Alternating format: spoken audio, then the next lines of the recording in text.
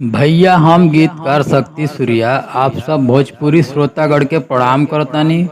जैसन कि आप लोग के पता बा कि हम डेली अपना चैनल पर फुल फ्री सॉन्ग का वीडियो अपलोड करीना। तो अगर हमारा चैनल पर नया बानी तो हमारा चैनल के सब्सक्राइब कर ली ताकि ये तरह का नोटिफिकेशन सबसे पहले आप तक पहुँचे। अगर इस सॉन्ग थोड़ा भी अच्छा लगी तो वो लाइक कमेंट करके बताइए कि सॉन्ग कैसन बटे। इस सॉन्ग बटे राकेश मिश्रा जी को जन माजा मारा था सबुनिया सॉन्ग था। बहुत बढ़िया सॉन्ग रहा, बहुत सुंदर ट्रैक बटे। वही पे बाटे बहुत सुंदर मैटर। तो चलिए ज़्यादा समय ना लेते हुए एक मुखड़ा सुनाओ तनी। एक मुखड़ा डमी दे तनी कुछ प्रकार का बटे। नया नया बाटे तोहर पनकत जमनिया न दो। अरे नया नया बाटे तोहर पनकत जमनिया न दो। अबहिन बाड़ू तू बबुनिया न दो। अबहिन बाड़ू तू बबुनिया न दो। यही रहा मुखड़ा। उम्मीद बा पसंद आई हुई आप लोग की। तो चलिए एक अंतरा सुना दी पहला। ताजा ताजा सजल फूल वरिया के फूल हो। जनिए तना उड़ रह बन के तू फूल हो। ताजा ताजा सजल फूल वरिया के फूल हो।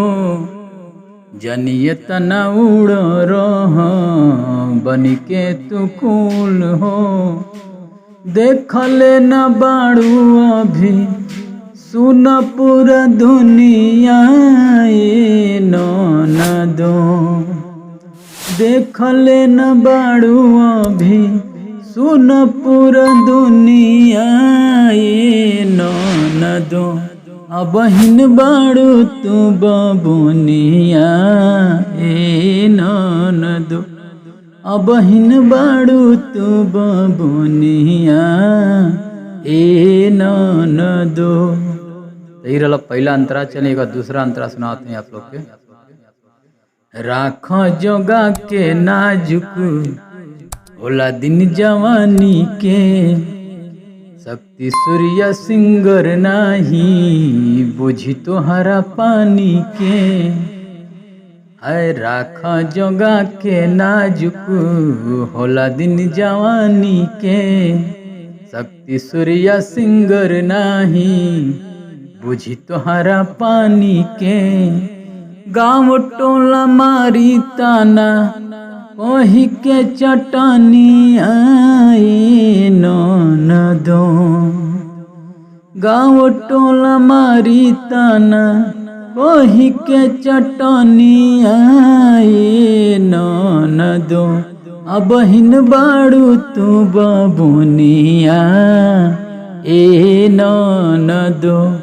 अबहिन बाड़ू तू बबुनिया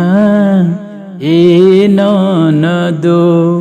तो उम्मीद ना पूरा विश्वास बा कि सॉन्ग आप लोग को जरूर पसंद आई। अगर बढ़िया से गाते हैं तो मार्केट में जरूर बजी। तो ये तरह का वीडियो हम लेके आवल करी ना। तो हमारा चैनल पर नया बनी तो सब्सक्राइब कर ली। एक बार और रिक्वेस्ट बाटे लाइक कमेंट कर ना भुलाई। चलिए भाई के सपोर्ट करी जा। आज खातिर बहुत बहुत धन्यवाद।